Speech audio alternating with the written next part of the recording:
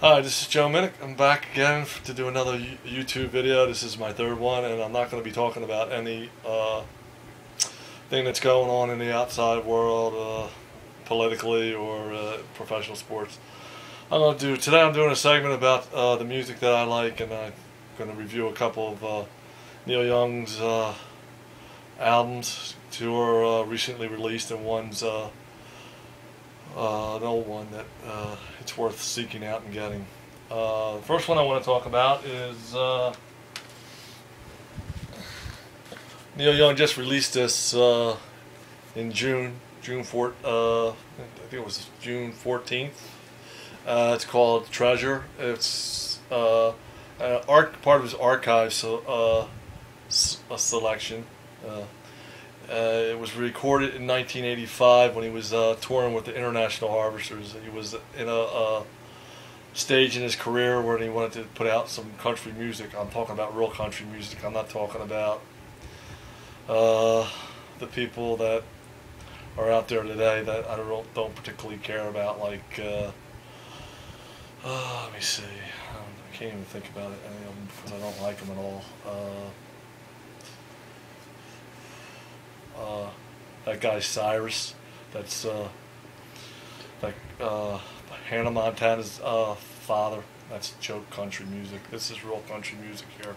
This was recorded in 1985 from the shows that he did with the International Harvesters.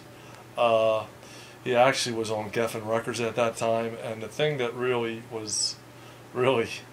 messed up is that his own record company sued him for putting this album out because David Geffen said it wasn't Neil Young music. Well, I don't know if you can pigeonhole Neil Young with Neil Young music, because Neil Young is such a great artist. He's an artist. He's not a pop star, and he's not like a jukebox where he just keeps on putting out the same stuff. He's an artist, and he can do any type of music that you can think of. He can do hard rock with Crazy Horse. He can do folk rock with the band called the Stray Gators back in the 70s when he recorded Harvest, and when he reunited the Stray Gators when he did Harvest Moon, another great album that I'll maybe review some other time.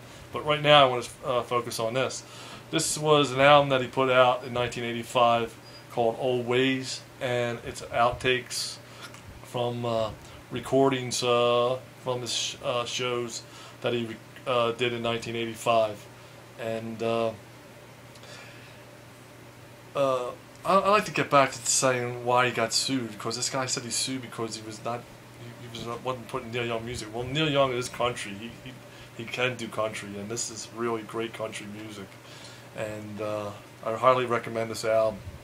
And a lot of the people on this album that made up the band International Harvesters were really famous Nashville session players. So if you really want to get into Neil Young and really want to become involved in what's he all about, is I would recommend you get this album because it's just dynamite. It's got Amber Jean on it. That wasn't on Old Ways. That's a song actually about his daughter that was just a couple years old.